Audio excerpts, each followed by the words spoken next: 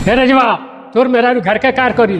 रजवा तोर मेहरा पूरा भारत कार करी। ठीक बा बाबूजी, वैसे भी तो घर के काम पहले से करते रही है और अब्बू भी करी, तो खातिर कोनो नया बात नहीं बा। हाँ कहे नहीं, घर में बैठ के महारानी वाला काम करी है। हम बाहर खेते खेते नाच के नौकरानी बनल रही। हम कहीं से फेंक के नहीं खी आई। हमरो माई बाप ना रुपया गिन ले रुपया, ओही के कोई दी बाहर के काम करो, हम अंदर के काम करे। भाभी ऐसे काहे बोलते हो? अरे तारो शादी हो काइल है तो तू 2 साल ले घर से बाहर नहीं निकल लो, हमनी के बियाह भी अभी 1 महीना नहीं भइल, तू बाहर के काम करे के? ते ही बताऊ ना, 5 साल से बनावतिया खियावतिया खेती बाड़ी देखतिया, अब वो बाहर में करवाइए करी।